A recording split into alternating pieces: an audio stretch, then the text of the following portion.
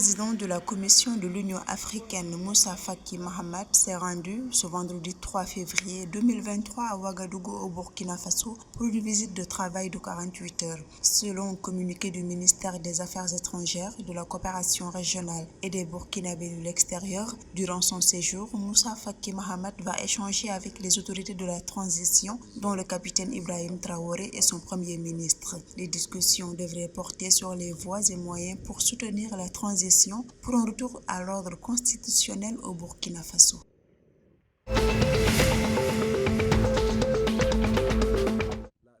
Dans le but de renforcer le secteur agricole au Ghana et de renforcer le partenariat avec l'Union européenne, la plateforme agroalimentaire dénommée AgriBusiness Ghana a été lancée dans le pays ouest-africain. Ce dispositif se veut un instrument pour catalyser des investissements durables et inclusifs dans l'agriculture africaine. La plateforme intègre plusieurs fonctionnalités telles que le calendrier des événements liés à l'agro-industrie, la bibliothèque numérique des publications pertinentes et un répertoire de l'agro-industrie.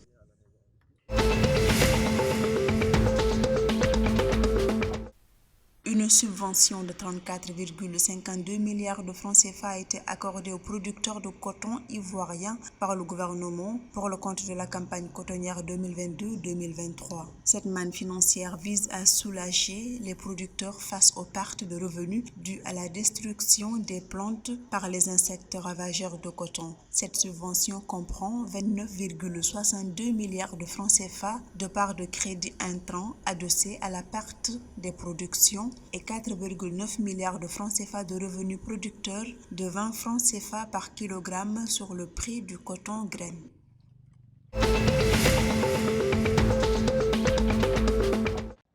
Selon un communiqué de l'armée du Niger, une unité de soldats en patrouille a secouru 30 personnes après avoir repoussé un groupe de bandits armés d'une route de l'état de Kaduna dans le nord du pays, jeudi 2 février 2023. Après une fusillade, les soldats ont pris le dessus sur les bandits et récupéré 2 motos et ont immédiatement dégagé la route pour la libre circulation des véhicules.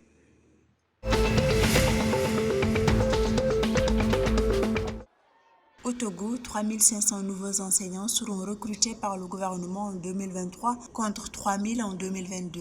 Ce recrutement devrait concerner plusieurs filières en donnant une grande place aux enseignants volontaires dont la situation fait l'objet d'une attention particulière de l'exécutif. L'État togolais a pour objectif d'améliorer la qualité de l'éducation et de renforcer la présence des enseignants dans les zones rurales.